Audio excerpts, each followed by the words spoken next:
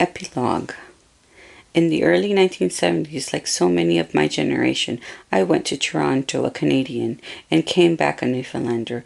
Although we were largely ignorant of and indifferent to the events described in this book, we were confronted on arrival with the wall of ignorance and prejudice that followed in its wake. When people discovered I was from Newfoundland, they would laugh openly in my face and ask if I had ever seen a television set and if I really lived in an igloo. At the plant where my brother-in-law worked, every Friday afternoon, his co-workers would raise their arms and say to him, "This one's for Newfoundland," meaning that the afternoon's work would go to support a dependent Newfoundland. They were unaware of the trainloads of iron ore from Labrador that kept the heartland humming and built the skyscrapers of North America. This unacceptable situation requires redness. So my friends and I wrote a theater show to satire both Canadians' attitudes and our own. It was called Cod on a Stick, and it was a hit both in Toronto and at home in Newfoundland. Our company, CODCO, eventually did a TV series on CBC in the late 1980s and early 1990s. In Halifax, of course, not St. John's. The weekly show was liberally laced with savage political satire, and eventually questions were raised about it in the Canadian House of Commons,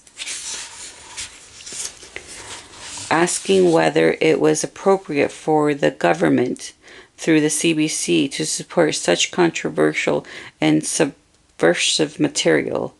We felt satisfied that in some way we had hit our mark.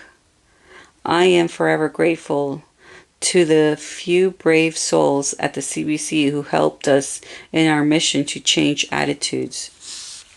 Today, Newfoundlanders are still on the move, looking for the work that Confederation failed to provide in the newest province. Now they are headed further west, all the way to Alberta. It is with heavy hearts that they leave, and that they are confronted on arrival with the same condensation and contempt that confronted us in the early 70s in Toronto. Too often their children are called stupid Newfies in Alberta schools, exactly as they were in the classrooms in Ontario years earlier. We have paid a heavy personal price for Confederation. However, we cannot be too selfish, for surely no territory needed an influx of fun-loving, hard-working Newfoundlanders more than the humor-challenged heartland. Alberta was for many years a burden on the federal treasury. Its newfound respect in Canada comes from a deposit of hydrocarbon north of Edmonton, the controversial tar sand. Newfoundland's rising status can likewise be pegged to deposits of hydrocarbons off our east coast. Alberta gets 100% of its resource. We get 40%, which is considered generous. And you might say that Newfoundland enjoys about 40% of the respect that Alberta does. We all look forward to a future where respect is not pegged to deposits of hydrocarbon or minerals, where people will be respected simply because that is their right as a human being. As for me, the only firm constitutional conclusion I can come to is that I am from the country of Newfoundland, the promised land. I carry a Canadian passport because Newfoundland was occupied by Canada in 1949 by means of a constitutional coup arranged with Great Britain. That said, it is also true that Newfoundland's joining up with Canadian made sense, not only geographically but politically and socially too. It may well have happened later and under different circumstances if it had not been forced on Newfoundland in 1948. Although Newfoundlanders would make great Americans and would be free in the United States of the negative preconceptions that have hampered them in Confederation, Newfoundland has more in common with Canadian social and political mores than with those in the States. Canadian social policies, leaning to the left on issues such as health care and provincial and human rights, including minority women, children, and gay rights, has kept the country compassionate and livable. Our problems with Canada are political, not personal. It is unfortunate that in its haste to get Newfoundland on its own terms, Canada did not honor Newfoundlanders' inherent right to self-determination. Newfoundland and Labrador Confederation is marred by a history of convenience, duplicity, mendacity, and abuse. It is hard to see how a union of fraudulently attained can be said to have been attained at all. The terms of union are little more than the unilateral conditions of occupation by the stronger power. They were and are unnegotiated, and by the standard of democracy, unbinding on the population of Newfoundland and Labrador. The union, so dreaded by Norman Robertson, is arguably illegal after all, and Newfoundlanders but bastard Canadians, not sure what that means, sorry. The vigorous possibilities of Atlee's violations are unending. Most Newfoundlanders today are unaware of the connivance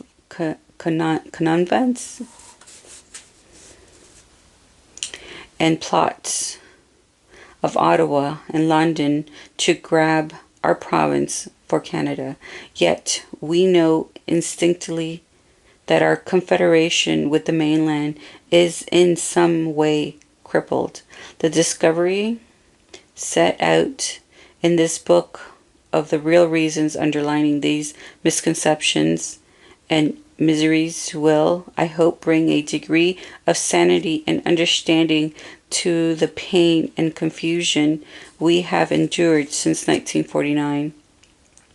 In the preface of this volume in Newfoundland's Documents, 1940 to 49, a compilation of top-secret correspondence between Canada and Great Britain on Newfoundland's confederation with Canada, editor Paul Brittle, the acting High Commissioner to Newfoundland at the time of the referendum, was moved to write, Canadians revealed themselves at the political level as remarkably patronizing towards Newfoundlanders.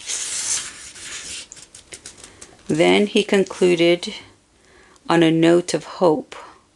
The editor commends the book to his old friend in Newfoundland, confident that the truth that is in it, if it will not make them free, it will at least give them food for thought. It has certainly given us food for thought. The true history of Newfoundland's confederation with Canada has the potential to make us free, in the same way that the articulation of sovereignty and nationhood by the province of Quebec has liberated Quebecers, despite their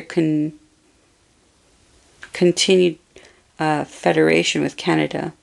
The truth about our history has the power to help us redefine our perspective on our place in the Canadian Federation and the world. As Newfoundland slowly gains more control over its resources, it will be empowered to determine its own destiny in a way it was not permitted to do so in 1948.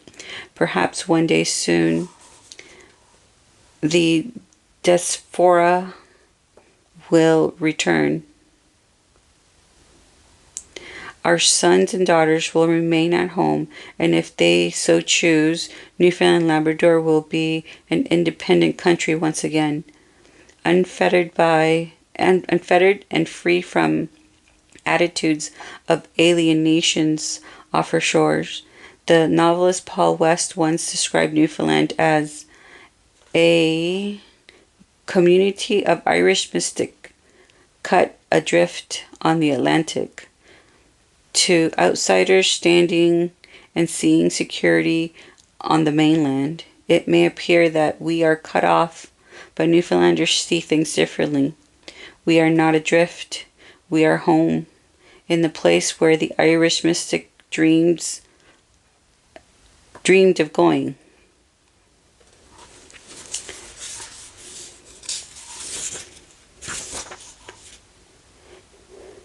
And this is the acknowledgement. Acknowledgement. I have been fortunate in having to help of a great many people in the process of compiling this book. A special debt of gratitude is owed to all the archivists and librarians in St. John's, London, England, and Ottawa for their unreserved assistance. Special thanks to historians and to historian friend John Fitzgerald for generously sharing his time and considerable knowledge, especially of the referendum process. I am grateful to Bernice Morgan and Lieutenant Governor John Crosbie, who both read earlier versions of this book and gave me the benefit of their wisdom, and to Gwen Dreyer, who not only read the manuscript and shared his insight, but also treated me to lunch at his local in London. The Haley family, especially Jim's widow Ethel and son William, have given me their complete cooperation, as has Jim's great friend John Andrews. Thanks to them and to James A. McGrath, who was very encouraging with his passion for this period of our history. Thank you to Harold Paddock for his story and his wonderful poem, which he so kindly allowed me to include in the appendix. And to historian Peter Neri, Jim Hiller, and Melvin Baker for answering my many questions, and also Larry Felt for his comments. The staff at the Center of Newfoundland Studies at Memorial University of Newfoundland could not have been more helpful, and I want to thank them, especially Joanne Ritzy, Linda White, Colleen Quingley, Glenda Dawn, Paulette Noseworthy, Bert Riggs, and Jenny Higgins, and Vince Walsh at the MUN Heritage Site. The Provincial Archives of Newfoundland and Labrador at the Room is an invaluable resource, and the staff, especially Larry Dohe, Joan Mowbray, Sandra Ronay, and Alan Brines, were always most helpful. And I'm sorry if I butchered your name. I appreciate the assistance of Andrea Hyde at the Legislative Library of Newfoundland and Labrador, and of the former legislative librarian Norman Jean Richards, who told me, "It's what's not in the files that is interesting, Greg." I would like to acknowledge my dear friend Kathy Jones for her generous support of my research and her general wholehearted encouragement.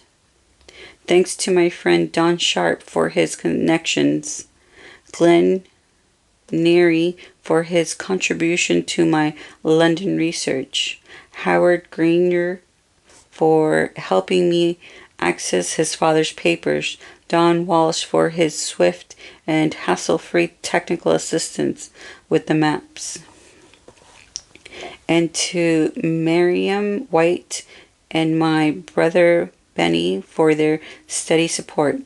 Special thank you to the staff at Random House of Canada, many of whom I now count as my friends, especially Diane Martin for her continuing support and her introduction to Rosemary Shipton, whose keen interest and expertise I greatly value, and to Jean McGuiney and her eagle eye, my sincerest appreciation and thanks, and to Deidre Molina and Michelle McAleese, whom I have relied on throughout the entire process. Many, many thanks for all your help. Finally, I wish to thank my redoubtable assistant, Whitney, for her tireless efforts and dedication to this project. And that's the end of the book.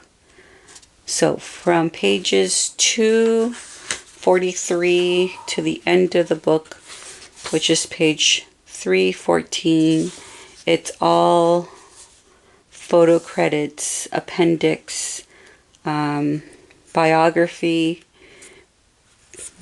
maps, what else? Oh, and the results of the second referendum, and also the schedule of terms of union with Canada, the terms of union from 1949. The book is well researched, and he shows his receipts at the end of the book. He puts notes, so throughout the book he's also made notes as to exactly where it came from, which is amazing, and it goes by chapter. So he's done a fantastic job with this book. So to Mr. Greg Malone, thank you. Appreciate you, your efforts, your work. It's amazing to read this. And like I said, I'm not a Newfoundlander. I married one, and my kids are Newfoundlanders. So thank you for joining me on this journey of reading. Thanks. Bye.